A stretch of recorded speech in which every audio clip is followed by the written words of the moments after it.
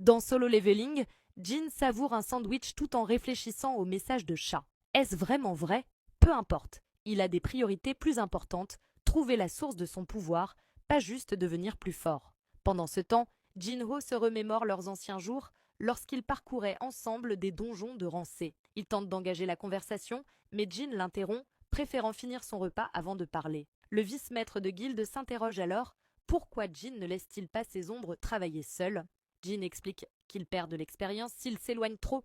Et puis, qui sait ce que ces zigotos feraient sans surveillance? Il en profite pour demander des nouvelles de Jinna après la rupture du donjon dans son école. Jin le rassure. Elle doit se reposer. Et il a laissé son garde le plus fiable à ses côtés. C'est alors qu'il se souvient d'un détail. Avec sa compétente stockage de l'ombre maintenant au niveau 2, il a débloqué l'effet partage des sens. Désormais, il peut voir à travers les yeux de ses ombres.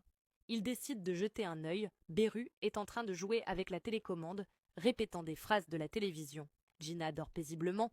Beru murmure mon roi en continuant d'élargir son vocabulaire. Jin surveille ensuite d'autres endroits. Sa mère qui fait des courses, Choi et Baek qui se disputent, et soudain, il tombe sur Cha en train de se baigner. Pris au dépourvu, il coupe immédiatement la connexion. Jin-ho, intrigué, lui demande s'il s'est assoupi. Gêné, Jin hésite à s'excuser et se demande s'il ne devrait pas inviter Cha à déjeuner, mais l'instant léger est vite interrompu. Jin-ho mentionne une porte de rang S apparue au Japon, avec moins de 3 jours avant la rupture du donjon. Des chasseurs du monde entier sont mobilisés. Jin a-t-il été contacté? Jin hausse un sourcil. Déjà? Pourtant personne ne l'a approché. De toute façon, il a autre chose en tête.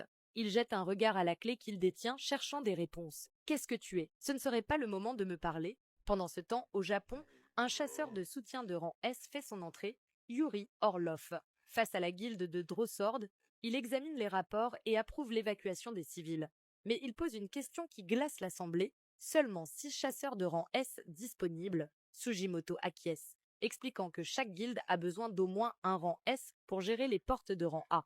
Yuri s'essuie la bouche, l'air dédaigneux. Pathétique, dit-il. Comment comptez-vous protéger votre pays ainsi? Il claque son verre sur la table et annonce son prix: 3,6 milliards de dollars par an, 10 millions par jour, et je tiendrai cette porte aussi longtemps que vous voudrez. Alors que cet idiot pense qu'il est le personnage principal, cet arc continue. Abonne-toi pour la suite.